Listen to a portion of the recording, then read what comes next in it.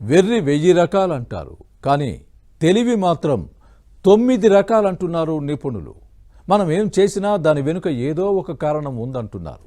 ఇంతకీ ఆ 9 రకాల తెలివితేటలు ఏంటి? వాటిలో మన స్థాయిని నిర్ణయించేవేవి?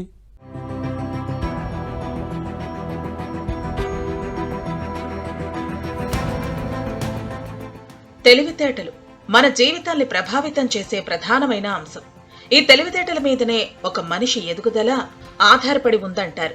ఇక ఈ తెలివితేటల విషయానికొస్తే కొంతమంది పెద్దలే కాకుండా పిల్లలు కూడా చాలా తెలివిగా ప్రవర్తిస్తూ ఉంటారు.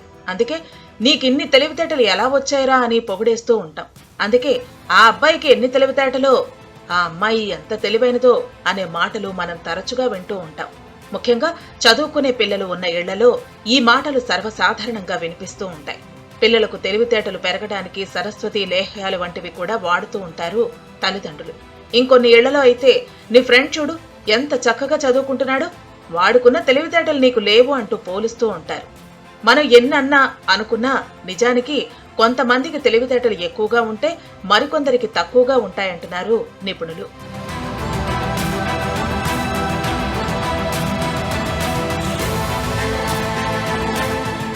ఎవరైనా ఏదైనా బాగా చెప్తే తెలివి ఎక్కువే ఉంది అంటూ ఉంటారు. బాగా చదివే పిల్లలను తెలివైన వారిని పొగుడుతూ ఉంటారు. ఎత్తి పొడుపుగా మాట్లాడితే అతి తెలివి ఉపయోగిస్తున్నావా అని సెటర్లు కూడా వేస్తూ ఉంటాం. మరి ఇవన్నీ ఒకటేనా? ఏం చేసినా ఒకే తెలివి కింద జమ కట్టేస్తారా అంటే కాదు. తెలివి 9 రకాలు అంటున్నారు నిపుణులు. ఆ 9 రకాల స్థాయిని బట్టే ఒకరి తెలివితేటలు ఆధారపడి ఉంటాయంటున్నారు. ఈ తెలివితేటల్లో మొదటిది లెక్కలు వేసే జ్ఞానం. ఎవరైనా కేవలం వేళ్ల మీదో జస్ట్ మనసులోనూ ఆలోచించుకుంటూ లెక్కలు వేయగలిగితే దాన్ని లెక్కలు చేయగల జ్ఞానం అంటే మ్యాథమెటికల్ ఇంటెలిజెన్స్ అంటారు. ఇక తప్పులు లేకుండా చదవటం, రాయటం, త్వరగా కొత్త భాషను నేర్చుకోగలగటం, వీలైతే కవితలు, కథలు రాయగలగటం వంటి భాషాపరమైన తెలివి అంటే లింగ్విస్టిక్ ఇంటెలిజెన్స్ గా చెప్తారు. ఆ తర్వాత ఇతరులను అర్థం చేసుకునే జ్ఞానం అంటే మన చుట్టూ ఉండే వారిని వారి దృష్టితో చూసి అర్థం చేసుకోగలిగే జ్ఞానం అన్నమాట. దీనిని ఇంటర్పర్సనల్ నాలెడ్జ్ అని కూడా అంటారు. ఈ జ్ఞానం మెరుగ్గా ఉన్నవారు ఇతరుల బాధను, సంతోషాన్ని సులువుగా అర్థం చేసుకుని తగిన విధంగా స్పందిస్తారట.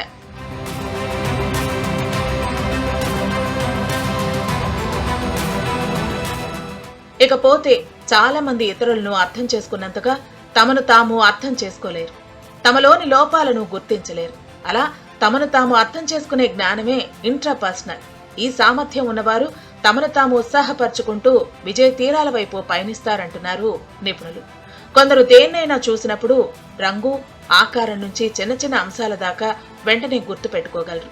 ఏదైనా దూరం నుంచి చూసినా వేగంగా, సులువుగా అంచనా వేసి గుర్తించగలరు. దీనిని దృశ్య జ్ఞానం అంటే విజువల్ ఇంటెలిజెన్స్ అంటారు. ఇక సంగీత జ్ఞానం పెద్దగా శిక్షణ లేకుండానే సంగీతపరమైన సామర్థ్యాన్ని చూపించటం, పాటలు పాడగలగటం వంటివి మ్యూజికల్ ఇంటెలిజెన్స్ కిందకు వస్తుంది. ఇది ఎక్కువగా ఉన్నవారు డాన్స్ కూడా సులువుగా నేర్చుకుని బాగా చేయగలుగుతారట.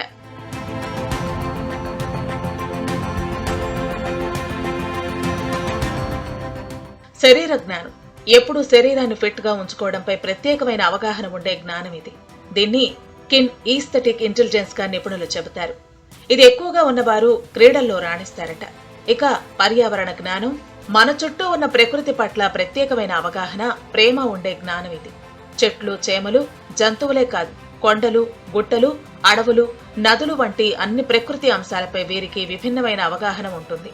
దీన్నే న్యాచురలిస్ట్ ఇంటెలిజెన్స్ అంటారు. ఇక చాలా మంది జీవిత తత్వం గురించి ఎక్కువగా ఆలోచిస్తూ ఉంటారు.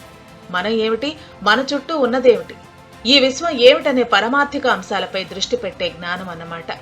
దీనిని ఎగ్జిస్టెన్షియల్ ఇంటెలిజెన్స్ అంటారు. ఈ తరహా జ్ఞానం ఉన్నవారు కొత్త విషయాలను సులువుగా నేర్చుకోగలరని, కొత్త అంశాలను కనిపెట్టగలరని, సృజనాత్మకత ఎక్కువగా ఉంటుందని నిపుణులు చెబుతున్నారు. సో ఈ 9 రకాలు మన తెలివితేటల్ని డిసైడ్ చేస్తాయని నిపుణులు చెబుతున్నారు.